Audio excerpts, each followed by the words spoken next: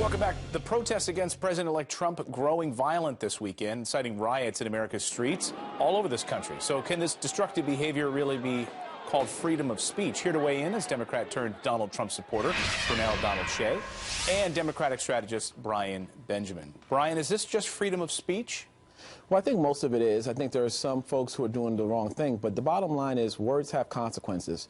And what happened is President Trump ran a historic campaign based on racism and misogyny, and what that has led to is a lot of people concerned. We have young people around this country, Latinos who are hearing from other kids, build the wall, Muslim women whose jobs are being ripped off their heads. I mean, so there is another side to this that makes people uncomfortable because rank and file Americans. That is true. Okay, there are important. those situations where people are spray painting buildings and saying and commenting against Latinos. That is happening. Absolutely. But freedom of speech, Brunell, going out and then burning down and looting and smashing buildings and damaging cars, that's not freedom of speech. Absolutely not. It's not protected under the First Amendment.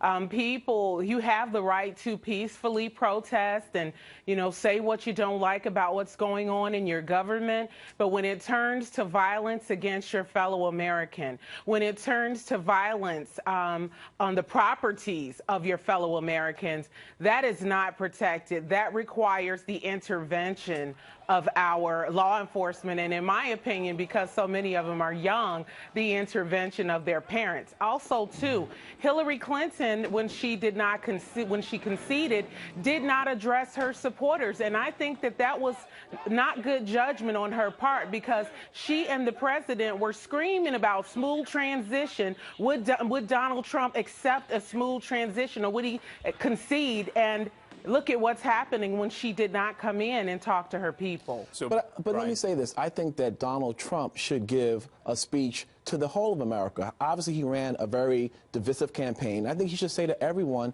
I will be everybody's president, and clarify, does he plan on building the wall? I'm hearing that now maybe he might not. So I think he has called on social media. He has already clarified. Give me a break. And he should come out and give a speech. We have an interview tonight on 60 Minutes where he addressed. He said it was very unfair on social media. He got on social media and said all these protesters are very unfair. He's the president-elect. Where is President Obama on this? He's still the president of the United States. Exactly. He's on the golf course. He is the reigning president. It is his job to talk to Americans. No, it's he not. Was quiet in Ferguson, quiet in Philly, quiet when a lot of these things broke out that were un-American as far as I'm concerned. And what I'll say is this. Hold on a second.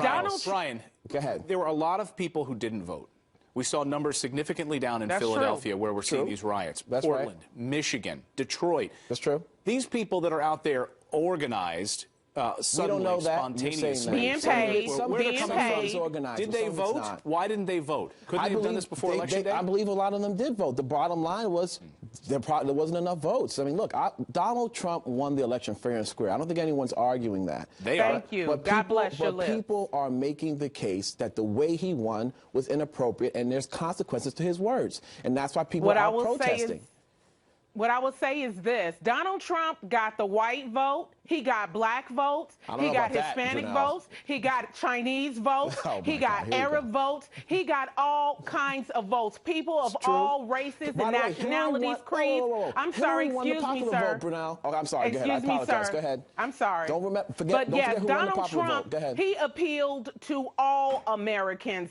So this nonsense about racist, and I'm not a racist. I'm not a xenophobe. All right, so I'm guys, not a how do we turn the misogynist. page? We've got 30 seconds left. Can we solve America's ills here? How do we turn the page and heal this? The president-elect comes out and says publicly that he is going to protect the rights of all Americans, and that Muslims should not be scared, Latinos should not be scared, and that he is going to be a president for this entire country. Brunell, is that the answer? What I would say is this.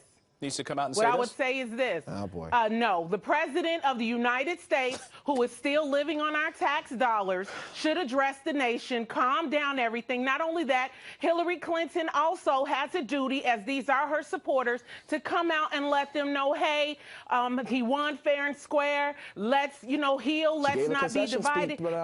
And that's the way it should go. That's their job. We'll leave it up to, you guys had a great debate this morning, Brunell and Brian. We appreciate it. I want to hear from our viewers this morning. Thank you.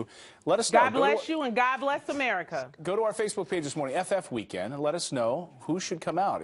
Does President Obama need to? Does President-elect Trump? Does Hillary Clinton? Or all three of them?